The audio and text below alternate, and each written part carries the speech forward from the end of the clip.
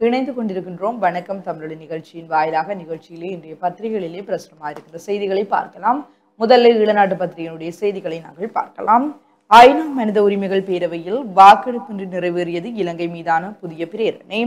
ஜெனீவாவில் நடைபெறும் ஐநா மனித உரிமைகள் பேரவையின் கூட்டத்தொடரில் இலங்கை தொடர்பாக இறுதி வரைவாக நேற்று சமர்ப்பிக்கப்பட்ட பிரேரணை வாக்கெடுப்பு எதுவுமின்றி நிறைவேற்றப்பட்டது என்கிறதான செய்தி பிரதான தலைப்பு செய்தியாக ஈழநாட்டு பத்திரிகையிலே பிரசுரமாக இருக்கிறது. தொடர்ச்சியாக செய்திகளை பார்க்கின்ற போது அரசாங்கம் வலுவடைகின்றது சொல்கிறார் எஸ்பி என்கிறதான படத்துடன் கூடிய ஒரு செய்தி. நாடு முழுவதும் 3000 மின்தடை. இந்த நாட்களில் நிலவும் மழை நிலைமை காரணமாக நாடு முழுவதும் சுமார் 3000 மின்தடைகள் ஏற்பட்டுள்ளதாக இலங்கை மின்சார சபையின் ஊடக பேச்சாளர் தம்பிக்க விமலரத்ன தெரிவித்துள்ளார் என்கிறதான செய்தி. ஈஸ்டர் தாக்குதல் சூழ்ச்சி பிள்ளையானுக்கு தொடர்பு அமைச்சர் ஆனந்த் விஜயபால என்கிறதான செய்தி பிரசுரமாக இருக்கின்றது. அரசியல் தலையீட்டால் சுயாதீனம் இழந்துள்ள போலீஸ் ஆணைக்குழு தயாசிரி ஜெயசேகர குற்றச்சாட்டு.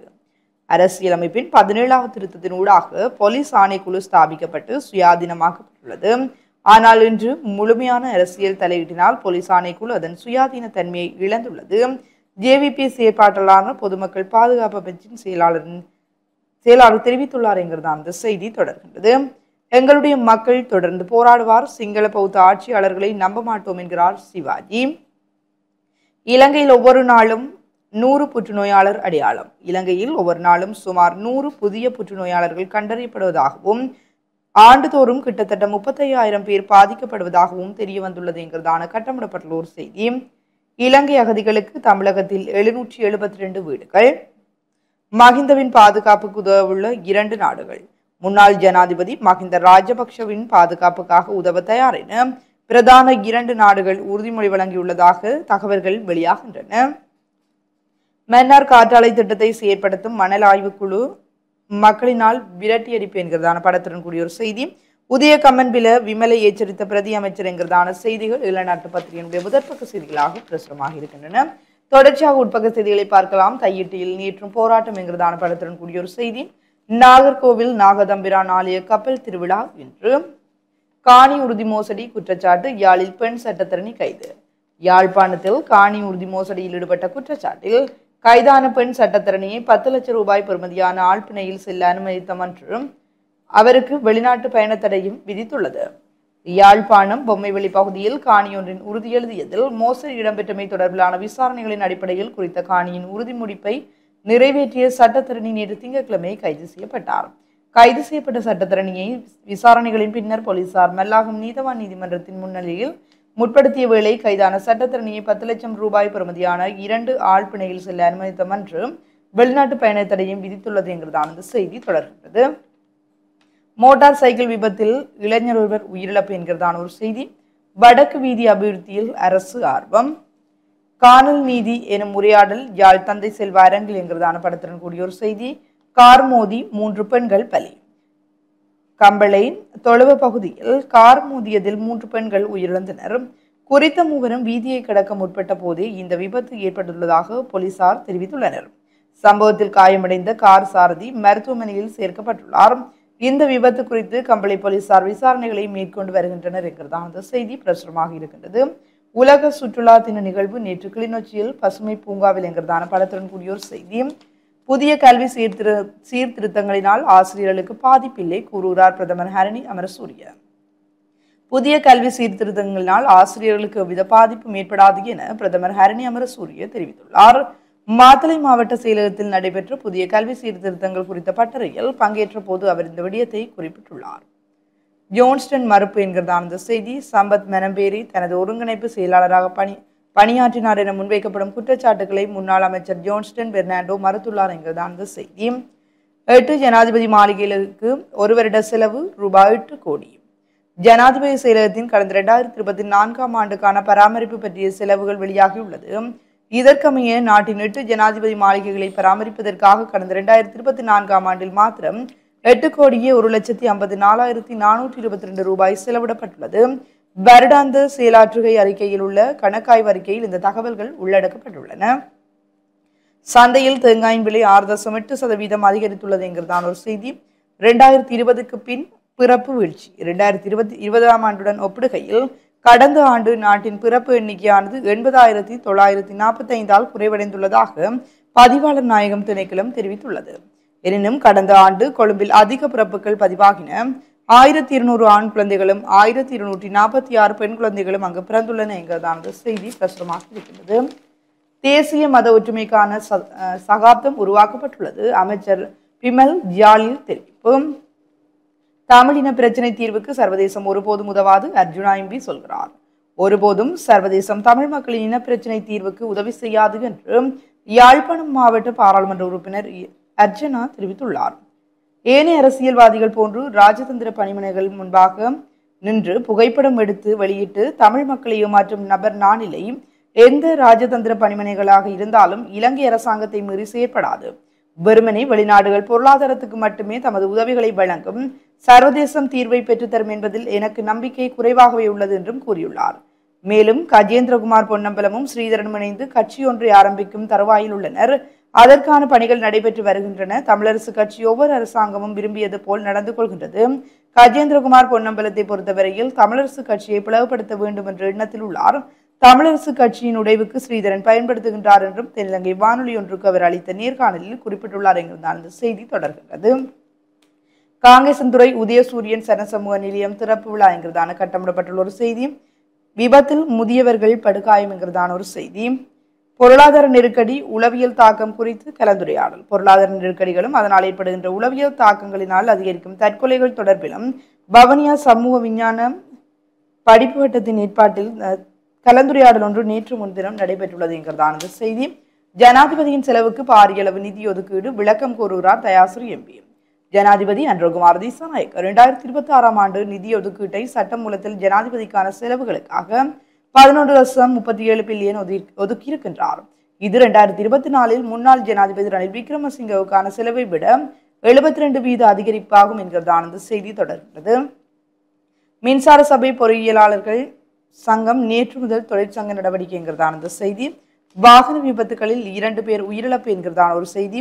போதைப் பொருளற்ற நாட்டை உருவாக்குவது எமது நோக்கம், பிரதி அமைச்சர் நாமல் கருணாரத்ன என்கிறதான செய்தி பிரசுரமாக இருக்கின்றது. பாடசாலை மாணவன் பலி. திக்வெல பிரதேசத்தில் இயங்கி வரும் பாடசாலை ஒன்றில் மாணவர் நீச்சல் குளத்தில் மூழ்கி மரணித்துள்ளார். நீச்சல் குளத்தில் விழுந்து கிரிக்கெட் பந்து எடுக்க சென்ற போதே குறித்த மாணவன் மூழ்கி உயிரிழந்துள்ளதாக தெரிய வருகின்றது. குறித்த மாணவர் பாடசாலை மைதானத்தில் ஏனைய மாணவர்களுடன் கிரிக்கெட் விளையாடி கொண்டிருந்த போது அதே பாடசாலையின் நீச்சல் குளத்தில் கிரிக்கெட் பந்து விழுந்த நிலையில் அதை எடுக்க முயன்ற போது இந்த விபத்து ஏற்பட்டுள்ளது என்கிறதான செய்தி. அதிக விலைக்கு அரிசி விற்பனை, 135 வர்த்தகர்கள் மீது வழக்குகள். ஊழல் ஒழிப்பு ஆணைக்குழுவுக்கு 4500க்கும் மேற்பட்ட முறைப்பாடுகள் என்கிறதான ஒரு செய்தி பிரசுரமாக இருக்கின்றது. முத்துநகர் விவசாயிகள் சத்தியாகிரக போராட்டம் மீண்டும் கால அவகாசம் கோரல் என்கிறதான படத்துடன் கூடிய ஒரு செய்தி. மேன்காமம் கிராமத்துக்குள் காட்டு யானை நுழைந்தது, வீட்டு தோட்ட பயிர்களுக்கு சேதம். கட்டாக்காலி கால்நடைகள் அதிகரிப்பு என்கிறதான ஒரு செய்தி. கண்டியில் நகை திருட்டு, இளம் தம்பதியினர் கைது என்கிறதான கட்டமிடப்பட்டுள்ள ஒரு செய்தி. கிழக்கு மத்திய மாகாணங்களில் பலத்த மழை பெய்யக்கூடும். வடக்கு வடமத்திய கிழக்கு மற்றும் ஊவா மாகாணங்களில் சில இடங்களில் 50 மில்லிமீட்டருக்கும் அதிகமான ஓரளவு பலத்த மழை பெய்யக்கூடும் என்று வளிமண்டலவியல் திணைக்களம் அறிவித்துள்ளது என்கிறதான செய்தி தொடர்கின்றது. 100 கடற்கரை பூங்காக்களை அமைக்க திட்டம் ஆரம்பம் என்கிறதான ஒரு செய்தி. ஐஸ் போதைப் பொருட்களுடன் கைதான 2 அதிரடிப்படை விசாரணை என்கிறதான செய்தி.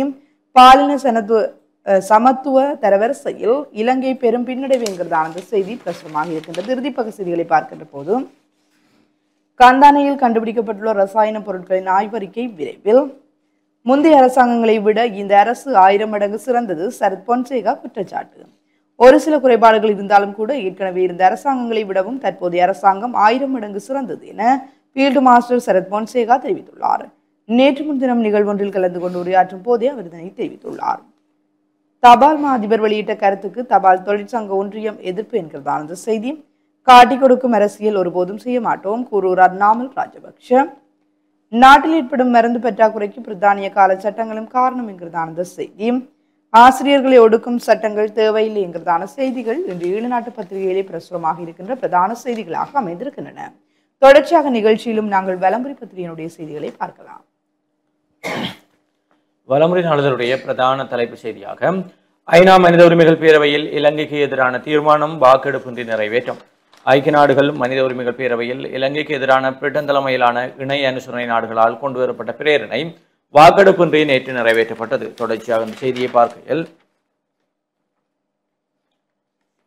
ஏற்கனவே கடந்த மாத ஆரம்பத்தில் இந்த பிரேரணையின் முதலாவது வரைவு சமர்ப்பிக்கப்பட்டது. பின்னர் அதில் பல திருத்தங்கள் செய்யப்பட்டன. அந்த வகையில் திருத்தப்பட்ட இறுதி வரைவு நேற்று சமர்ப்பிக்கப்பட்டது. நேற்றைய தினமே வாக்கெடுப்பின்றி நிறைவேற்றவும் பட்டது. இலங்கை மீதான மனித உரிமைகள் உயர் ஆணையாளர் அலுவலகத்தின் அதிகாரத்தை நீடிக்கும் தீர்மானத்திற்கும் அதனை நேற்று திங்கட்கிழமை முன்வைத்த பிரதான 5 நாடுகளுக்கும் மேலாக 22 நாடுகள் இணை அனுசரணை வழங்கியிருந்தன. பிரிட்டன் தலைமையில் கனடா, மாலாவி, மொண்டினேக்ரா மற்றும் வடமசிடோனியா ஆகியன இணை அனுசரணை நாடுகளால் தயாரிக்கப்பட்ட இந்த புதிய பிரேரணையின் முதலாவது வரைவு கடந்த செப்டம்பர் மாதம் 9ஆம் தேதி வெளியிடப்பட்டது. இதேவேளை ஐக்கிய நாடுகள் மனித உரிமைகள் பேரவையில் இந்த பிரேரணை நிறைவேற்றப்படும் போது இலங்கை அரசாங்கம் வாக்கெடுப்பை கோராமல் இருக்க முடிவு செய்திருந்தது. ஐக்கிய நாடுகள் மனித உரிமை பேரவையின் 60வது கூட்டத்தொடர் செப்டம்பர் மாதம் 8ஆம் தேதி ஆரம்பமானது. இந்த நிலையில் நாளை அக்டோபர் மாதம் 8ஆம் தேதியுடன் இந்த கூட்டத்தொடர் நிறைவடைகின்ற நிலையில் அதற்கு முன்னதாக நேற்றைய தினம் பிரேரணை நிறைவேற்றப்பட்டமை குறிப்பிடத்தக்கது என்று அந்த செய்தியும் ஏனைய முற்பக்க செய்திகளுக்குள் காணி உறுதியில் மோசடி, யாழில் பெண் சட்டத்தரணி கைதாகி பிணையில் விடுதலை. யாழ்ப்பாணத்தில் முறையற்ற விதத்தில் காணி உறுதி எழுதப்பட்டதாக குற்றம் சாட்டப்பட்ட பெண் சட்டத்தரணி ஒருவர் நேற்று யாழ்ப்பாணம் மாவட்ட நிதிசார் குற்றத்தடுப்பு போலீசாரால் கைது செய்யப்பட்டு நீதிமன்றத்தில் முற்படுத்தப்பட்ட நிலையில் பிணையில் விடுவிக்கப்பட்டிருக்கிறார். யாழ்ப்பாணம் பொம்மைவெளி பகுதியில் காணி ஒன்றின் உறுதி எழுதியதில் மோசடி இடம்பெற்றமை தொடர்பிலான விசாரணைகளின் அடிப்படையில் குறித்த காணியின் உறுதி முடிப்பை நிறைவேற்றிய பெண் சட்டத்தரணி நேற்று திங்கட்கிழமை கைது செய்யப்பட்டார். கைது செய்யப்பட்ட சட்டத்தரணியை விசாரணைகளின் பின்னர் போலீசார் மல்லாகம் நீதவான் நீதிமன்ற நீதவானின் முன்னிலையில் முற்படுத்திய வேளை கைதான சட்டத்தரணியை 10 லட்சம் ரூபாய் பெறுமதியான 2 ஆழ்பிணையில் செல்ல அனுமதித்த என்றும் வெளிநாட்டு பயண தடையை விதித்துள்ளமை குறிப்பிடத்தக்கது என்ற செய்தியும் யாழ்ப்பாண பல்கலைக்கழகத்தின் பொன்விழா கொண்டாட்டங்கள் என்று புகைப்படம் பிரசுரிக்கப்பட்டது. அதேபோல வவுனியாவில் இளைஞன் விபத்து உயிரிழப்பு என்ற சம்பவத்தோடு கட்டமிடப்பட்ட செய்தியாக கம்பளையில் கோர விபத்து 3 பெண்கள் பலி, வடக்கு சட்டத்தரணிகள் என்று பணி புறக்கணிப்பு, யாழ் மாவட்ட சட்டத்தரணிகள் சங்கம் அறிவிப்பு. வடக்கு மாகாணத்தில் உள்ள சட்டத்தரணிகள் யாவரும் இன்று பணி புறக்கணிப்பில் ஈடுபட உள்ளனர் என யாழ் மாவட்ட சட்டத்தரணிகள் சங்கம் அறிவித்திருக்கிறது. 5ஆம் தேதி அக்டோபர் 2025 அன்றும் யாழ்ப்பாண மாவட்டத்தில் கடமையாற்றும் சட்டத்தரணி ஒருவரின் இல்லத்தில் அவரை கைது செய்யும் முகமாக வீட்டிற்குள் நுழைந்து குறித்த வீட்டில் சட்டத்தினால் வழங்கப்பட்ட அதிகாரம் எதுவுமின்றி தேடுதல் நடத்தும் தோரணையில் அச்சுறுத்தலாக யாழ்ப்பாணம் விசேட குற்றத்தடுப்பு பிரிவு போலீசார் நடந்து கொண்டமையை கண்டித்து 7ஆம் தேதி அக்டோபர் 2025 அன்று வடமாகாணத்தில் உள்ள சட்டத்தரணிகள் யாவரும் பணி புறக்கணிப்பில் ஈடுபட உள்ளனர். இவ்வறிவித்தல் இன்று நீதிமன்றை நாடி வரும் பொதுமக்களின் நன்மை கருதி வெளியிடப்படுகிறது என யாழ்ப்பாணம் சட்டத்தரணிகள் சங்கம் அறிவித்திருக்கிறார்கள் என்ற செய்தி.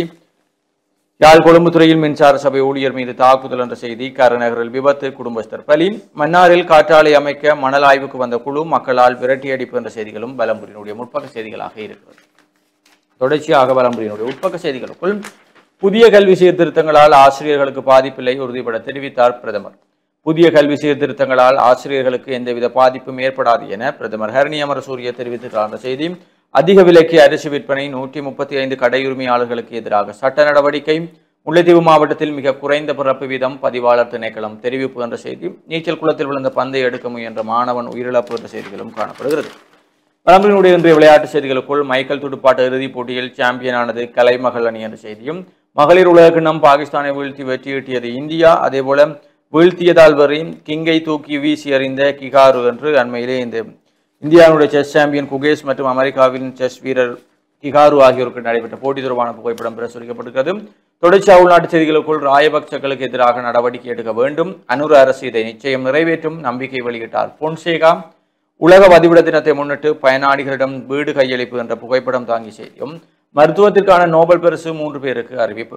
2025ஆம் ஆண்டு நோபல் பரிசுக்கான அறிவிப்புகள் வெளியானது. இதில் முதலில் மருத்துவத்துறைக்கான நோபல் பரிசு 3 பேருக்கு அறிவிக்கப்பட்டிருக்கிறது. அதன்படி அமெரிக்காவை சேர்ந்த மேரி இ பிரான்கோ, பிரெட் ராம்ஸ்வெல், ஜப்பானை சேர்ந்த சமான் சகோகுஷி ஆகியோருக்கும் மருத்துவத்துக்கான நோபல் பரிசு அறிவிக்கப்பட்டிருக்கிறது என்ற செய்தியோடு யாழ்ப்பாண பல்கலைக்கழகம் ஆரம்பிக்கப்பட்டு 50 ஆண்டுகள் கடந்த நிலையில் நேற்று பொன்விழா கொண்டாட்டங்கள் யாழ் பல்கலைக்கழக வளாகத்தில் கோலாகலமாக இடம்பெற்றது. காலை 9 மணிக்கு ஆரம்பமான பொன்விழா நிகழ்வில் இலங்கை பல்கலைக்கழக மானியங்கள் ஆணைக்குழுவின் தலைவர் சிரேஷ்ட பேராசிரியர் கபில சினவிரத்ன பிரதமர் விருந்தினராக கலந்து கொண்டிருந்தார். வடக்கு மாகாண ஆளுநர் நா வேதநாயகன், பல்கலைக்கழக மானியங்கள் ஆணைக்குழுவின் உபத்தலைவர் சிரேஷ்ட பேராசிரியர் KL வசந்தகுமார் அவர்களும் சிறப்பு விருந்தினர்களாக கலந்து கொண்டிருந்தார்கள். பல்கலைக்கழகத்தின் 50 வருட கால கல்விப்பணி வரலாற்றை எடுத்தியம்பும் வகையில் அமைந்த வரலாற்று பொக்கிஷமான யாழ்ப்பாண பல்கலைக்கழக பொன்னகவை வரலாறு எனும் நூல் பல்கலைக்கழகத்தின் பொன்னகவையை நினைவு கூறும் வகையிலான நினைவு முத்துரை வெளியிடும் இந்த நிகழ்வில் சிறப்பாக இடம்பெற்றது என்று அந்த புகைப்படங்களும் பிரசுரிக்கப்பட்டிருக்கிறது. முதியோர் தினத்தை முன்னிட்டு முதியோர் இல்லத்தில் சாகச நிகழ்வு என்ற செய்தி. தொடர்ச்சியாக வெளிநாட்டு செய்திகளுக்குள் காசாவை விட்டுக் கொடுக்க மறுத்தால் ஹமாஸ் முற்றாக அழிக்கப்படும், ட்ரம்ப் கடும் எச்சரிக்கை என்ற செய்தி. அதேபோல பாலஸ்தீனத்துக்கு ஆதரவாக லண்டனில் போராட்டம், 500 பேர் கைது. மலைச்சரிவுகளில் பனி புயல், எவரெஸ்ட் சிகரத்தில் 1000 பேர் சிக்கி தவிப்பு என்ற செய்திகளும் வெளிநாட்டு செய்திகளுக்குள் இருக்கிறது. தொடர்ச்சியாக உள்நாட்டு செய்திகளுக்குள் உரிமை கோரப்படாத வாகனங்கள் தொடர்பான பகிரங்க அறிவித்தல். சாகவச்சேரி நீதவான் நீதிமன்றத்தில் சான்று பொருட்களாக பாரப்படுத்தப்பட்டு இன்று வரை உரிமை கோரப்படாத கீழுள்ள பட்டியலில் உள்ள இலக்கங்கள் குறிப்பிட்டுள்ள வாகனங்கள், மோட்டார் சைக்கிள்கள் என்பவற்றை அலுவலக நாட்களில் சாகவச்சேரி நீதவான் நீதிமன்ற பதிவாளரை தொடர்பு கொண்டும் வாகனங்கள் தொடர்பான உரிமையை உரிய ஆவணங்கள் மூலம் உறுதிப்படுத்தி பெற்றுக் கொள்வதற்கு நடவடிக்கை எடுக்குமாறும், தவறும் பட்சத்தில் குறித்த சான்று பொருட்கள் குற்றவியல் நடவடிக்கை சட்டக்கோவை 432 பிரிவின் பிரகாரம் பகிரங்க இல்லத்தில் விற்பனை செய்வதற்கான நடவடிக்கைகள் மேற்கொள்ளப்படும் எனவும் குறித்த நீதிமன்ற பதிவாளர் அறிவித்திருக்கிறார் என்று அந்த இலக்கங்களும் இங்கே பிரசுரிக்கப்பட்டிருக்கிறது.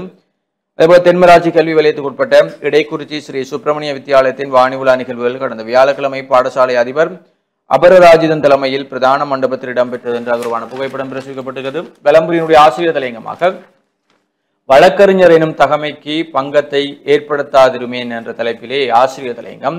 நாம் எவ்வளவுதான் கற்றிருந்தாலும் அதன் பயன் இறைவனை வணங்குவது என வள்ளுவ பெருமான் கூறி வைத்தார். இறைவனை வணங்குவது என வள்ளுவன் கூறுவது இறைவனை நெஞ்சித்து வருவதாகும். கற்றதனால் ஆய பயன் என்கொள் வாளறிவன் நாற்றார் தொழார் எனின் என்று வள்ளுவர் கூறுகிறார். இந்த குறளின் பொருள் அற்புதமானது. அதாவது நீ கற்றதனுடைய பயன் இறைவனை நினைப்பது, அதை நீ செய்யாவிட்டால் அதனால் எந்த பயனும் இல்லை. இங்குதான் ஒரு உண்மையை நாம் புரிந்து கொள்ள வேண்டும்.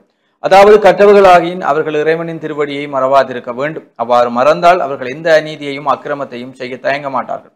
ஆக கற்றவர்கள் இறைவனின் திருவடிகளை தொழ மறுத்தால் அவர்கள் அநீதியின் பாற்சென்று செயலாற்றுவதற்கு நிறைந்த சந்தர்ப்பம் உண்டு. அவ்வாறு அவர்கள் அநீதி சார்ந்து செயலாற்றுவர்களாயின் அவர்கள் கற்றதனால் ஆய பயன் என்ன என்பது வள்ளுவன் பெருமானின் கேள்வியாக இருக்கிறது. ஆகவே கற்றறிந்தவர்கள் கடவுளுக்கு பயந்தவர்களாக, கடவுள் ஒருவன் நம் செயல் அனைத்தையும் பார்க்கிறான் என்று நம்பிக்கை உறுதி கொண்டவர்களாக இருக்க வேண்டும். அவ்வாறு இருக்கும் போதும் அவர்கள் ஆற்றும் கருமங்கள் அனைத்தும் தர்மமாக, நீதியாக, தீங்கில்லாமல் அமையும். அந்த வகையில் தற்போது நம் சட்டத்திறனிகள் சிலர் குறித்து வெளிவருகின்ற தகவல்களையும் அறியும் போது மிகவும் வேதனையாக இருக்கிறது. நாம் ஒருவருக்கு உரிய சொத்தை களவுத்தனமாக இன்னொருவருக்கு உரிமை மாற்றுவது என்பது எத்துணை கொடுமை. சட்டம் படித்து சத்திய பிரமாணம் எடுத்தும் வழக்கறிஞர் என்ற உன்னதமான சொல்லுக்குரியவராக இருக்கின்ற ஒருவர் கள்ள வேலைக்கு துணை போவாராயின், அதற்கு கையொப்பமிடுவாராயின் அவர் நிச்சயம் கடவுள் பற்றிய சிந்தனை இல்லாதவர் என்று கூறுகின்றார் தெய்வப்புலவர் வள்ளுவர்.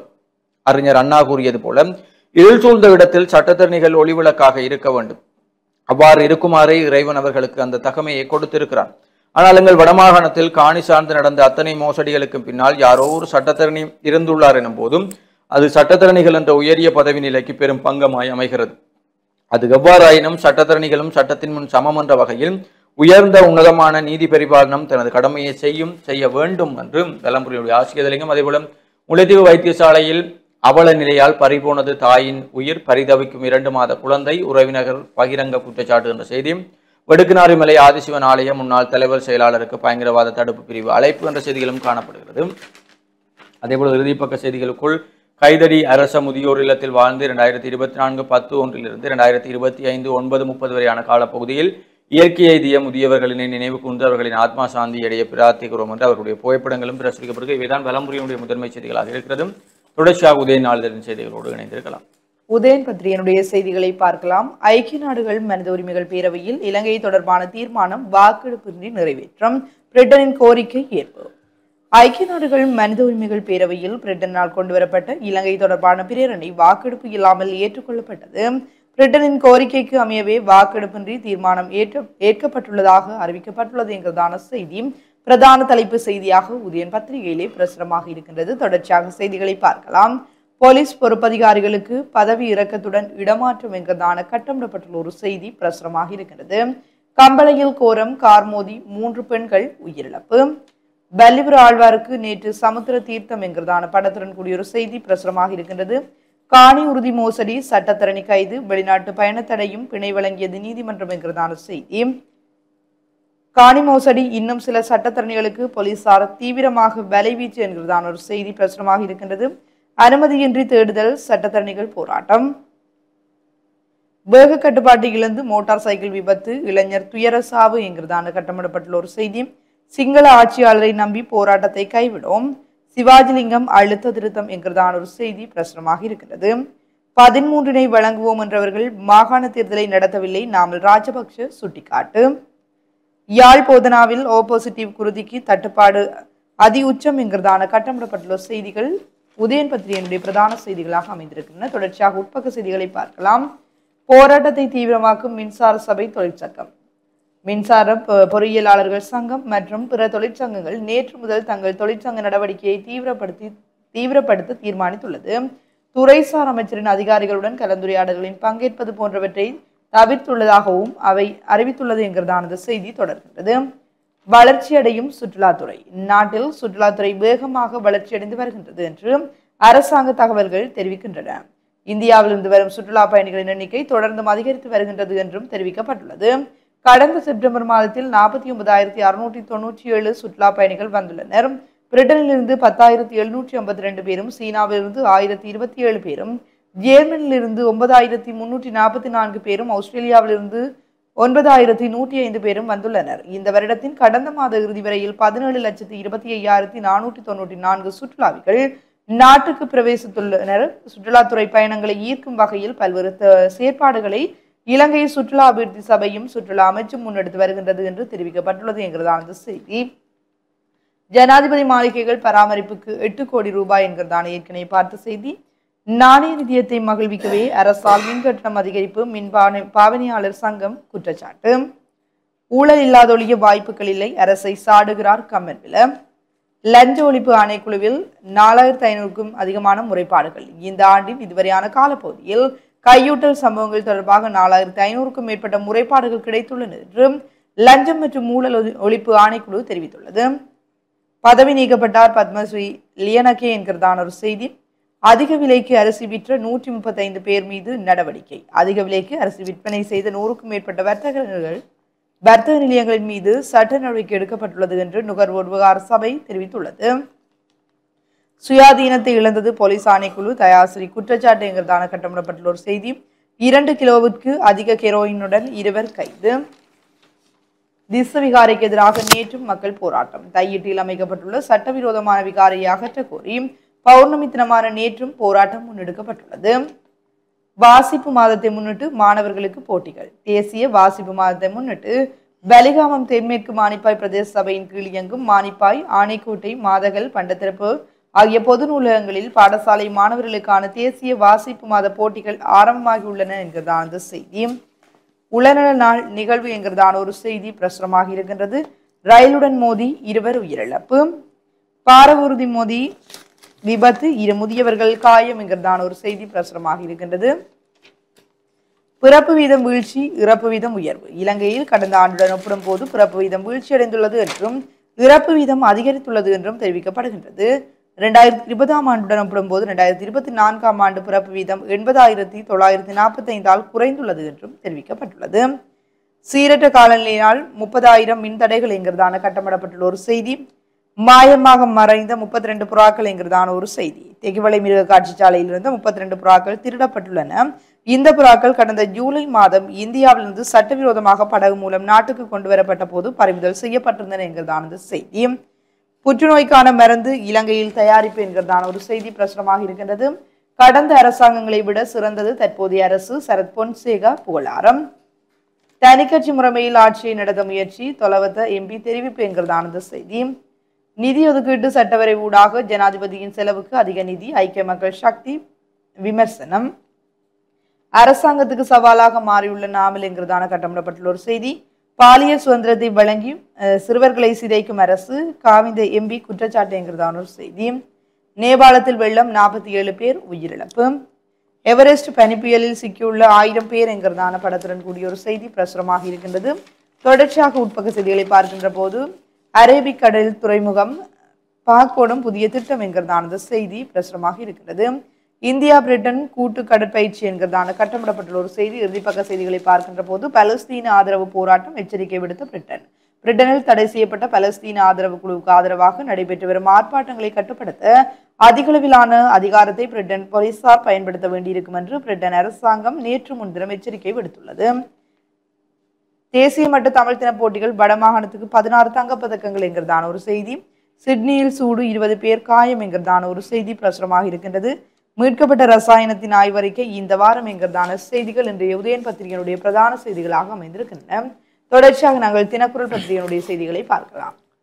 தினக்குரல் பத்திரிகையினுடைய பிரதான செய்தியாக பொறுப்புக்கூறல் மனித உரிமைகளை மேம்படுத்தல் விவகாரத்தில் இலங்கை அரசின் மீதும் ஐநாவின் அதிகாரம் நீடிப்பு, பிரிட்டன் கொண்டு வந்த புதிய பிரேரணை வாக்கெடுப்பின்றி நிறைவேறியது, இலங்கைக்கு விசேட அறிக்கையாளரை நியமிக்கவும் அழுத்தம் பிரயோகிப்பு என்ற செய்தி பிரதான தலைப்பு செய்தியாக இருக்கிறது. ஏனைய முற்பக்க செய்திகளுக்குள் தலைவர் பிரபாகரன் தப்பி செல்ல உதவிய மஹிந்த தூக்கிலிடுங்கள் என்கிறார் பொன்சேகா. போரின் இறுதி நாட்களில் மஹிந்த ராஜபக்சவினால் வழங்கப்பட்ட போர் நிறுத்த உத்தரவு தமிழீழ விடுதலை புலிகளின் தலைவர் வேலுப்பிள்ளை பிரபாகரன் தப்பி செல்ல வைக்கும் நோக்கமாக கொண்டது என ஃபீல்ட் மாஸ்டர் சரத் பொன்சேகா தெரிவித்திருக்கிறார். ஊடக சந்திப்பில் இவ்வாறு தெரிவித்த அவர் இந்த விடயம் தொடர்பில் மேலும் கூறுகையில், ராயபக்சவின் போர் நிறுத்த அறிவிப்பு முடிவு விடுதலை புலிகளின் தலைவர் வேலுப்பிள்ளை பிரபாகரன் தப்பி செல்ல அனுமதிக்கும் நோக்கமாக கொண்டது. போரின் இறுதி நாட்களில் போர் நிறுத்தத்துக்கு உத்தரவிட்டதுக்கான காரணத்தை மஹிந்த ராஜபக்ச விளக்க வேண்டும். இது வேறு ஏதாவது நாடாக இருந்திருந்தால் இந்த துரோக செயலுக்காக மஹிந்த ராஜபக்சவை தலைகீழாக தொங்கவிட்டு கொண்டிருப்பார்கள். நமது அரசியலமைப்பின்படியும் அவருக்கு தகுதியான தண்டனை தூக்கு தண்டனை தான். அது அவருக்கு வழங்கப்பட வேண்டும். முன்னாள் ஜனாதிபதி மீது எனக்கு தனிப்பட்ட விரோதம் இல்லை என்றாலும் ராயபக்ச நாட்டை காட்டிக் கொடுத்ததுக்கு நீதி கிடைக்க வேண்டும். துறைமுகங்கள், பெட்ரோலிய கூட்டுத்தாபனம், போதைப் பொருள் மாஃபியா, ஆயுத இறக்குமதி, சுங்கம், உள்நாட்டு வருவாய் திணைக்களம் மற்றும் மோட்டார் போக்குவரத்து திணைக்களம் ஆகியவற்றிலிருந்து ஒரு பெரிய ஊழல் வலையமைப்பு மஹிந்தவின் ஆட்சியில் ஊக்குவிக்கப்பட்டது. நாங்கள் போரை நடாத்தினாலும் பிரபாகரன் எங்கள் குடும்பங்களை தாக்க முயற்சிக்கவில்லை. ஆனால் ராயபக்சர்கள் அப்படி இல்லை. இந்த குற்றச்சாட்டுகள் குறித்து உயர்மட்ட விசாரணைகள் நடாத்த வேண்டும்.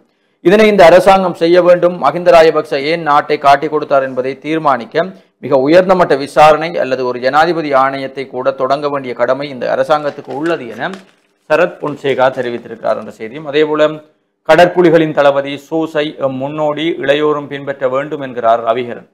நேர முகாமைத்துவத்தில் தமிழீழ விடுதலை புலிகள் அமைப்பின் கடற்புலிகளின் தளபதியாக இருந்த சூசை தமக்கு முன்னோடி என தெரிவித்து வன்னி மாவட்ட பாராளுமன்ற உறுப்பினர் துரைராசா ரவிகரன் அதனால் தற்போது தம்மால் சிறப்பாக நேர முகாமைத்துவத்தை பின்பற்ற முடிவதாகவும் தெரிவித்திருக்கிறார். முல்லைத்தீவு மாமடு கற்பகா அறநெறி பாடசாலையில் இடம்பெற்ற சிறுவர் தினம் மற்றும் முதியோர் தின நிகழ்வுடன் சாதனையாளர் மதிப்பளிப்பில் கலந்து கொண்டுரையாற்றும் போதே அவர் இந்த விடயத்தை தெரிவித்திருந்தார். சிறார்களுக்கு நேர முகாமைத்துவம் தொடர்பில் ஆலோசனை வழங்கும் வகையில் கருத்து தெரிவிக்கும் போது மேற்கொண்டவாறு தெரிவித்தார். எமது வாழ்வில் நேர முகாமைத்துவம் என்பது மிக மிக முக்கியமானது என்பதை சிறுவர்கள் அனைவரும் உணர்ந்து கொள்ள வேண்டும். முல்லைத்தீவு மாவட்டத்தில் கடற்தொழிலாளர் சமாசத்தின் தலைவராக நான் 10 வருடங்கள் இருந்தேன். அந்த காலப்பகுதியில் கடற்புலிகளின் தளபதி சூசை எமக்கு நேர முகாமைத்துவத்தில் முன்னோடியாக இருந்தார். அவரிடமிருந்து கற்றதை கொண்டு தற்போது எம்மால் மிகச் சிறப்பாக பின்பற்ற முடிகிறது. இவ்வாறாக நேர முகாமைத்துவம் உட்பட அனைத்து பண்புகளையும் பின்பற்றி கொண்டு சிறார்கள் அனைவரும் எதிர்காலத்தில் உயர்ந்த நிலையை அடைய வேண்டும். தற்போது எமது மாவட்டத்தில் கல்வியில் 25வது மாவட்டமாக காணப்படுகிறது. ஆனால் வறுமையில் முதல் நிலையில் உள்ள மாவட்டமாகவும் எமது முல்லைத்தீவு மாவட்டம் தான் காணப்படுகிறது. இந்த விடயங்கள் தொடர்பில் பாராளுமன்றத்திலும் சுட்டிக்காட்டியிருக்கிறேன். எமது மாவட்டங்களுக்கு கல்விக்கான வளப்பற்றாக்குறைகளை பூர்த்தி செய்யுமாறு உரியவர்களை கோரியிருக்கிறேன். பின்தங்கியுள்ள எமது முல்லைத்தீவு மாவட்டத்தை கல்வியால் மாத்திரமே நாம் முன்கொண்டு செல்ல முடியும். எனவே சிறுவர்கள் அனைவரும் நல்லொழுக்கம் உள்ள பிள்ளைகளாக கற்றல் செயல்பாடுகளை முன்னெடுக்க வேண்டும் என்று அவர் தெரிவித்திருக்கிறார் என்ற செய்தி. கடமிடப்பட்ட செய்திகளுக்குள் செம்மணி புதைகுழி அகழ்வில் வெளிநாட்டு நிபுணத்துவம் தேவை, யாழில் வலியுறுத்திய யகான் பெரேரா என்ற செய்தியும், மன்னாரில் உள்ள எண்ணெய் எரிவாயுவை எடுக்க தயாராகும் அரசு, மன்னார் வளைகுடாவில் காணப்படும் கடல்சார் இயற்கை எண்ணெய் மற்றும் எரிவாயு இருப்புகளை வணிக ரீதியில் உற்பத்தி செய்வதற்கும் நடவடிக்கைக்கான சர்வதேச ரீதியான ஏலங்களை அழைப்பதற்கும் சந்தைப்படுத்தல் ஆலோசகர்களை இந்த வாரத்துக்குள் நியமிப்பதற்கும் இலங்கை அரசு தயாராக உள்ளதாக தகவல் அறிந்த வட்டாரங்கள் தெரிவிக்கிறது என்ற செய்தி. மஹிந்தவுக்கு புல்லட் ப்ரூஃப் வாகனங்கள் கொடுக்க முண்டியடிக்கும் நாடுகள். முன்னாள் ஜனாதிபதி மஹிந்த ராஜபக்சவின் பாதுகாப்புக்கு உதவ தயார் என பிரதான 2 நாடுகள் உறுதிமொழி வழங்கியுள்ளதாக நம்பகரமாக அறிய முடிகிறது. மஹிந்த பயன்படுத்திய புல்லட் ப்ரூஃப் எனப்படும் குண்டு துளைக்காத வாகனங்களை அரசாங்கம் மீளப்பெற்றுள்ள நிலையில்